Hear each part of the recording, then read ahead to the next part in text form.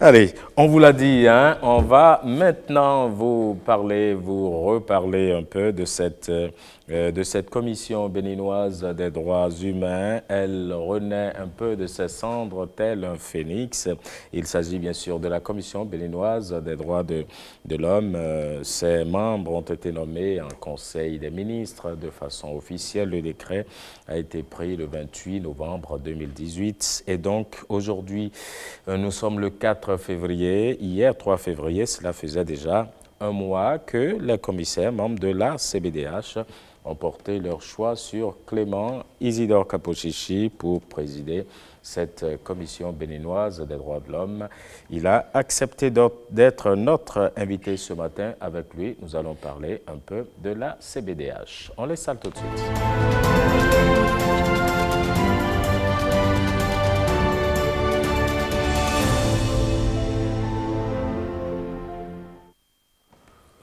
Créé dans le cadre donc du processus de libéralisation politique qu'a connu le Bénin au début des années 90, la commission béninoise donc des droits de l'homme est dotée, faut-il le préciser, de pouvoirs étendus donc pour assurer la protection des droits de l'homme et promouvoir l'état de droit au Bénin. Et lui, il a été, je dirais, nominé candidat du Bénin en 2016 aux élections donc de membres experts indépendants du Comité des droits de l'homme des Nations Unies. Lui, c'est bien Isidore Clément Kapochichi, faut-il le préciser. Il est expert de l'Organisation internationale de la francophonie dans le cadre du programme d'accompagnement des États à l'examen périodique universel. Et puis, Clément Isidore Kapochichi, faut-il également le rappeler, est spécialiste en droit international pénal. Il a été coordonnateur régional donc pour l'Afrique de la Coalition mondiale pour la Cour pénale internationale, basée donc à New York aux USA, et directeur d'Amnesty International au Bénin. Isidore Clément Kapochichi est également lauréat en 2015 du concours 10 Outstanding Youth Professional de la Jeune Chambre internationale Bénin, la DCI Bénin, ceci dans la catégorie Contribution pour les droits des enfants, la paix mondiale et les droits humains.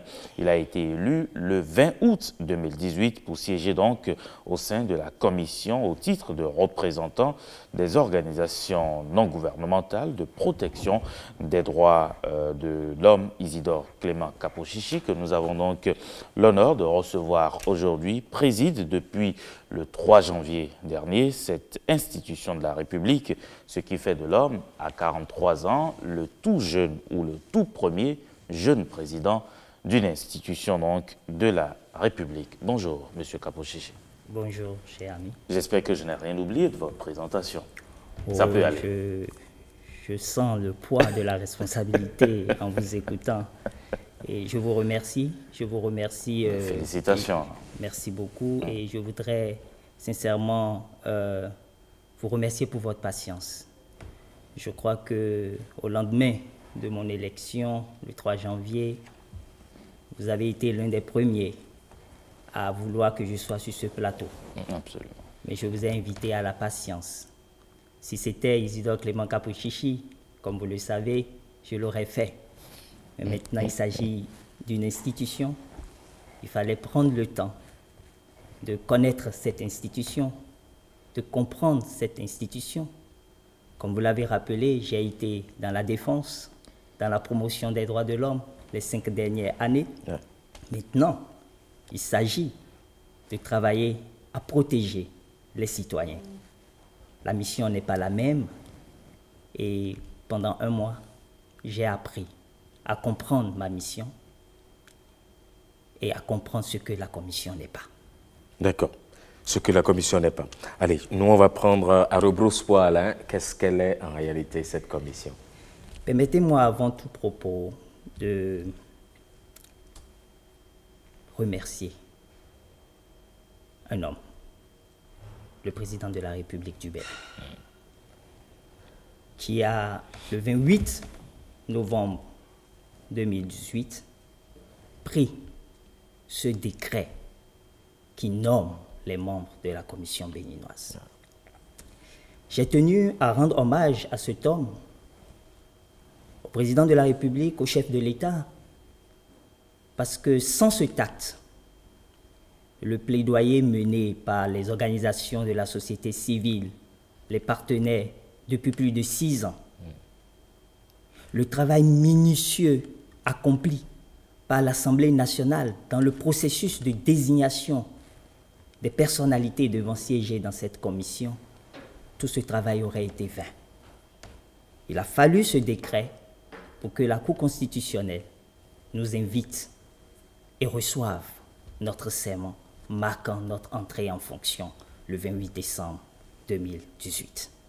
Et bien entendu, cette volonté manifeste du chef de l'État d'instituer ce mécanisme national qui est une institution chargée de promouvoir et de protéger les droits de l'homme sur tout le territoire de la République du Bénin. La Commission nationale des droits de l'homme est une institution autonome, indépendante, qui n'est assujettie à aucune autorité publique et qui ne reçoit d'injonction d'aucun pouvoir public. Vous comprenez donc qu'il est de mon devoir de rendre hommage parce qu'on ne s'y attendait plus, mais il l'a fait. Et le garde des Sceaux, le 3 janvier dernier, en nous convoquant pour la première réunion, conformément à l'article 12 de la loi, a réitéré cette volonté manifeste du chef de l'État de nous accompagner en mettant à notre disposition les ressources nécessaires pour accomplir notre mission. Et quelle est cette mission? Quelle est cette mission, justement? Il s'agit pour nous, en tant que membres de la Commission béninoise des droits de l'homme, de travailler à une collaboration permanente avec les pouvoirs publics, à travers une fonction consultative, mais également, il s'agit pour nous, en tant que membres de la Commission, de collaborer avec les organisations de la société civile, avec les partenaires, avec le pouvoir judiciaire, afin que cette fonction principale, qui est celle de protéger les droits de la personne humaine, soit chose effective sur le territoire de la République du Bénin. La loi, en son article 4, nous attribue 18 missions. Je ne dirais pas 18 missions, mais précise 18 attributions que nous avons essayé de recouper en 3 principales. Conseiller les pouvoirs publics en leur rappelant sans cesse leur responsabilité première de respecter les droits humains.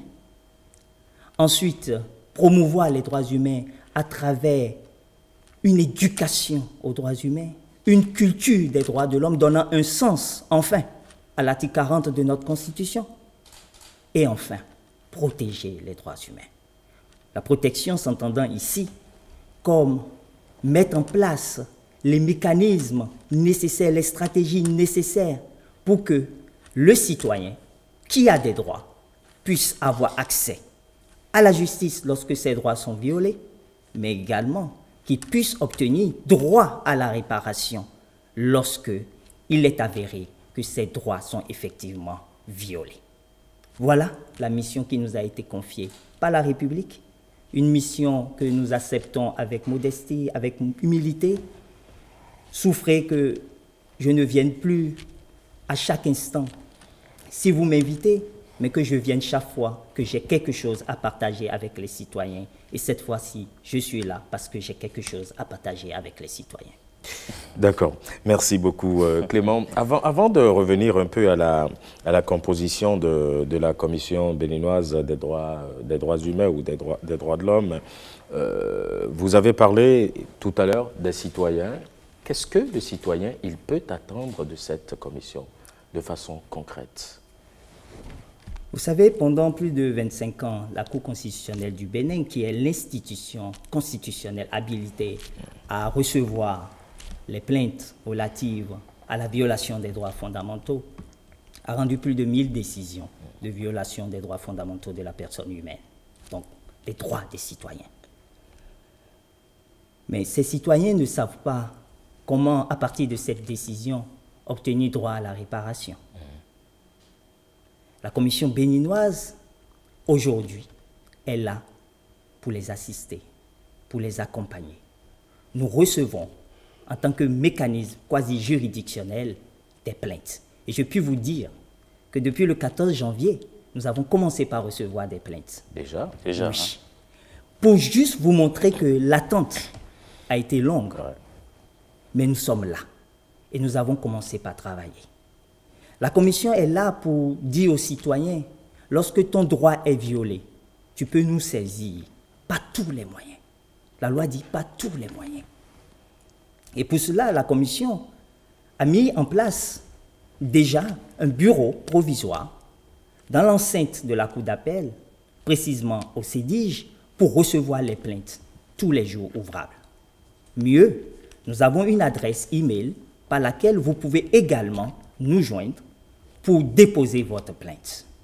Et lorsque nous recevons votre plainte, la première des choses que nous faisons, lorsque nous sommes convaincus que les droits ont été effectivement violés, nous menons une démarche de conciliation entre la victime et le présumé auteur. Lorsque cette conciliation échoue, nous sommes habilités à saisir l'institution de la République qui doit normalement s'occuper de vous rendre justice. Et nous pouvons, et c'est ce qui est intéressant, nous pouvons nous constituer partie civile à vos côtés. La procédure devant nous, elle est entièrement gratuite. Elle est entièrement gratuite. De quoi dire aux populations, de quoi dire aux citoyens que maintenant, vous avez la possibilité d'avoir accès à la justice et d'obtenir droit à la réparation lorsque vos droits sont violés. Mais forcément pas nous saisir d'abord. Nous avons aussi une fonction qui nous permet de nous auto-saisir lorsque nous sommes convaincus, en tant que commissaire, qu'un droit a été violé. Nous pouvons également agir. Et ce qui est intéressant, en tant qu'institution de la République, institution non soumise à aucune autorité publique, nous avons un pouvoir d'investigation très élargi. C'est ça ce que la loi nous confère et c'est cette mission que nous voulons accomplir dans la dignité, dans l'humilité, dans le respect des autres institutions de la République, mais tout en marquant notre indépendance.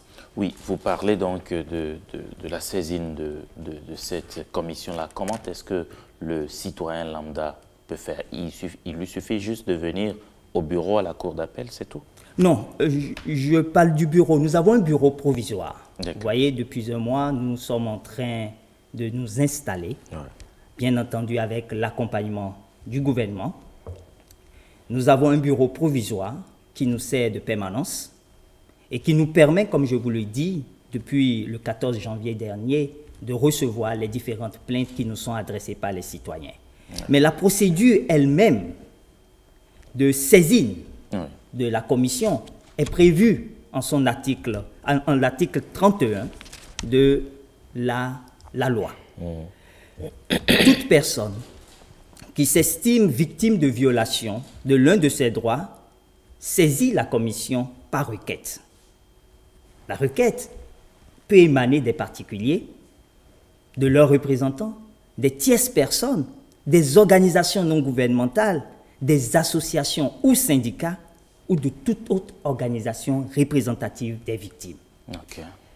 La requête précise l'identité et l'adresse de l'auteur, mais la commission peut également veiller à ce qu'elle précise sommairement la nature de la violation.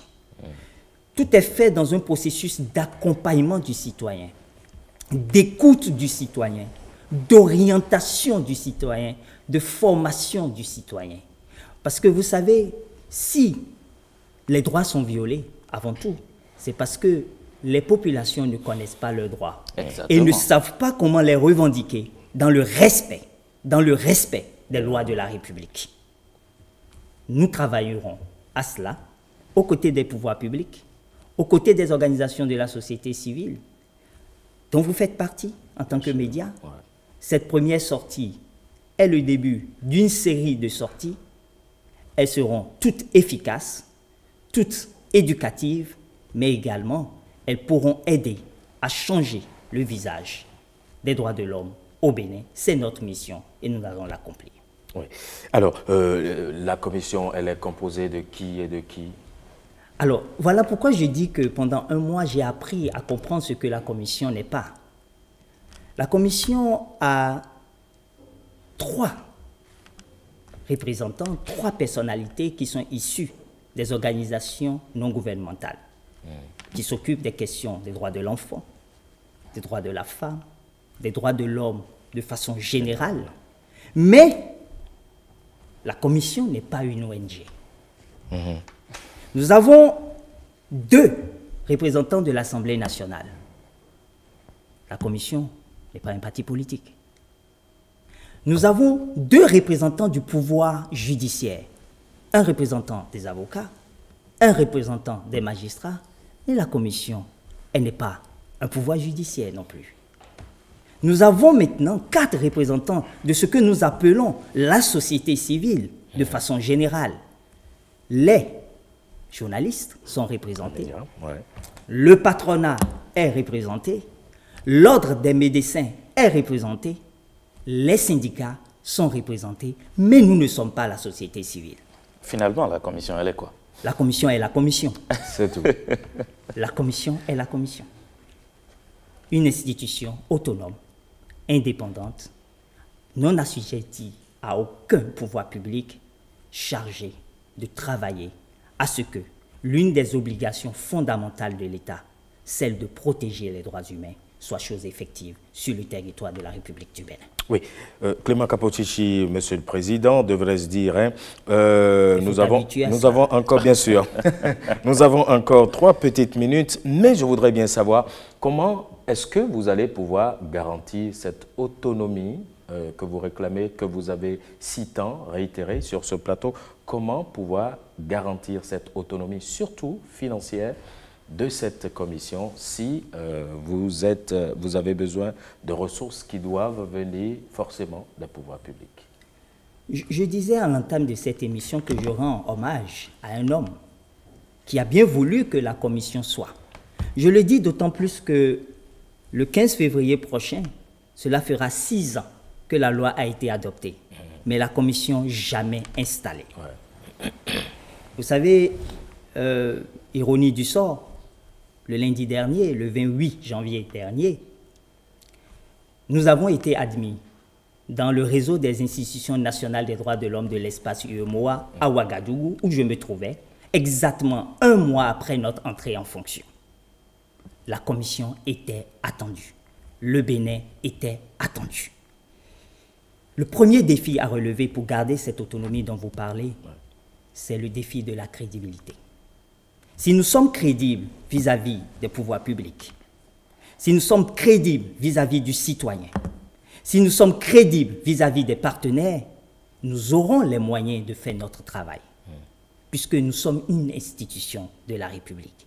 Et comme je l'ai rappelé, nous ne sommes pas une opposition, nous ne sommes pas une ONG, nous ne sommes pas un parti politique, nous ne sommes pas la société civile, mais nous sommes une institution de la République qui doit avoir les moyens de travailler. Et à travers le défi qui sera relevé de la crédibilité, je crois que tout le monde nous donnera les moyens de faire notre travail, parce qu'après tout, nous ne travaillons pas pour nous-mêmes. 11 personnalités ont sacrifié ce qu'ils font au quotidien. 5 parmi elles ont accepté d'être membres de ce bureau depuis 1 mois. Et il y a l'incompatibilité entre nos fonctions antérieures et la fonction que nous occupons depuis 1 mois. Cela veut dire tout simplement que c'est la volonté manifeste de travailler à ce que cette commission soit et occupe effectivement sa place dans les institutions de la République et pour l'effectivité des droits des citoyens que nous sommes là. Nous allons nous pencher au cours de ce mandat, qui est de 5 ans, nous allons nous pencher au cours de ce mandat sur véritablement la promotion des droits économiques, sociaux et culturels. D'accord. Parce que les droits civils et politiques, nous continuerons à y travailler.